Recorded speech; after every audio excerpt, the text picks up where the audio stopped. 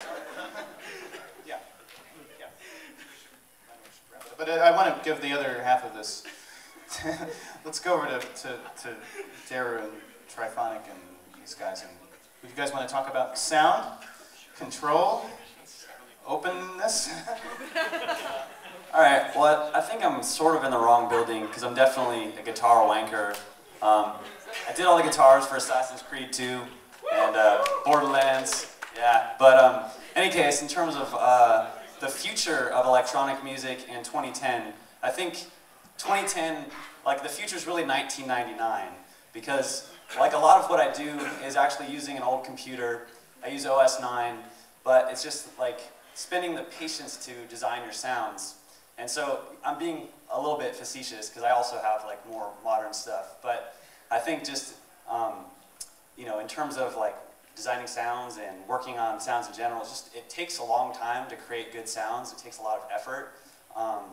And I think that, you know, it's like nowadays there's so many options and there's so many different plugins and things. And so I just, as like a piece of advice and thought, it's really good to just dig in deep with a few things and sometimes limit your sort of options, and that forces you to be creative. And to go back to guitar wanking for one more moment, one of the things I learned, I studied jazz guitar in college, and so one of the things that like you know, that sort of that was great to practice and develop new things is to limit, like, okay, I have to learn how to play these things on just a few strings. And so limiting the amount of options I have forces me to break through and do different things. And so you can apply the same idea to audio and designing your sounds, is just to sort of limit the tools for like a little while during part of the creative process, and then a lot of times you come up with a lot of cool ideas, sort of exploring that. But in terms of live performance, I don't have any of the kind of same craziness as these guys, but you know, it's like I asked Moldover for his advice on how to do it, and so I've been using just Ableton Live and a MIDI controller. And his guitar wanking is incredible. Thank you. You know, but I'll let the other people finish on that, and I'm going to pass it along to DERU. Hey everybody. So I guess I'll talk about. I think I'm like somewhere in between everyone here. I mean, it's like I got into music through technology and through basically my desire to manipulate sound. Like I remember when first thing I ever had was an MPC, and I figured out you could pitch something down. And it changes so much, and I was so sort of into that idea that that has been the passion of my music basically, is transforming things into something else. And in terms of the future of technology, like you were saying, that takes a really long time and it's not immediate. And it's so different from guitar or something where you can play an instrument and you can I mean, the guitar is what it is because it's a closed system. You have X number of variables that you can adjust, and you know this always does this, this always does that, and you can work with that. The thing about a computer is it can do whatever you want. So it's hard to make a controller to do anything. So you sort of have to define your parameters and then make the controller you want, like the Moldover thing. It's like, that's his vision, you know, so it's going to be, everybody has their own vision for sound, but the trick is to sort of figure out exactly what you want to control and how to do it. So yeah, so in terms of my live set, basically I'll take all my songs, make little loops out of them, and then throw them into a bunch of tracks, and then be able to sort of remix that and sort of take a snare from this song and a bass drum from this song or whatever, put effects over all that stuff, because I like to feel like I have a lot to do when I'm up there, or else I get really bored and I sort of feel like I'm faking and cheating everybody, and I just kind of feel like a wanker. So anyway, so I basically want to like have a lot of stuff to do, and so it's gone through different variations. Up until today, this is the first time I'm playing with a new system, but up until today I had the machine drum, again because it sounds amazing on a sound system. I only bring it basically for the kick drums on a sound system. It sounds amazing. And then I sync that through this like a UC33 M audio MIDI controller, whatever.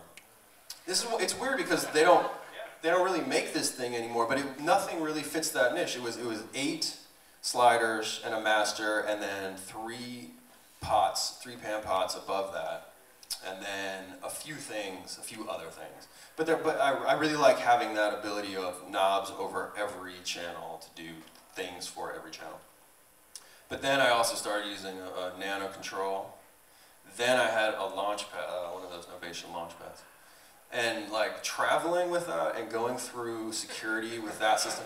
Because you have the machine drum. Well, no, I mean, all combined, you know. It's like, because then you have to bring a mixer, you know, and then you have to bring power supplies and cords, and it's just, getting through security is tough. Packing is tough. Well, right, just to lay it out for them. Yeah, and then you get to the club, and you know, you have a tech rider, if you're lucky, that says, I need 6 feet by 8 feet, very high. You get to the club, and they're like, oh, we can take this one turntable off. Is that enough room? You know, and you're like, no, it's definitely not enough room. So I just kind of got fed up, and I actually bought Dopefer. It's this weird German modular company. They make modular synths. They make these boards for DIY projects called the USB64 or something like that. And basically, it's a USB chip that you can plug into your computer, and it just has a bunch of inputs on it for knobs and sliders and stuff like that. Then you have to, like, you know, figure out how to, I mean, this is why I'm sort of in awe of what you did, because I'm really balking. I don't think I'm going to do this. I already have the board, and I don't think I'm going to do it. It's like so much work, man. How the hell? I don't think I can hang with it, man. I don't think I can hang. So it's.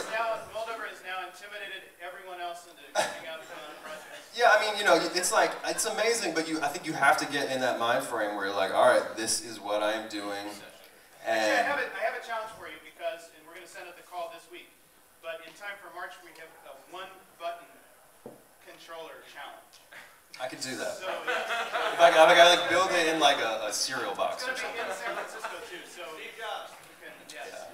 Well, the tricky thing, Steve right? Jobs will probably show up and he'll love it. Except it'll have 1 button too many. This is like the electronics. It should be touch sensitive. The electronics world, if you ever look through, I just got a Mouser catalog. It's a parts catalog. It's about that thick. And I sort of just like leave it in my bathroom to impress people, I think. But like, I've tried looking through that thing. It is so intimidating. You're like, all right, I just need a knob. And they have about 65 pages of knobs. And they all do different. Anyway, and then you have to figure out the enclosure. It's tricky. So I bought an APC-40, and I totally caught that. So I'm using that tonight. So it's a new thing. So we'll see. Anyway, but I do think the future is about integration. That's the last thing I want to say, is that I've thought this for years, like I was saying about the closed system and not having a controller for your software. Obviously, everything is moving to the computer because the computer can now handle it. So now it's about how you can control that. And I think finally things are becoming integrated, and things are, they're starting to be hardware for software, like the machine. Well, I mean, the Native Instruments machine. I don't think it's perfect yet. I think it will be there, and I think that is one part of the future. I also think of software coming together, like Max for Live and Ableton. That is the future. I think, one of the reasons sound design takes so long is because you have to go to all these different environments to do it, and so you have to bounce a sound. You have to bring it into the PC because there's just one PC program, And if things can integrate, which they finally are, I really think that's the future. I think it's software working with other software, hardware working with software.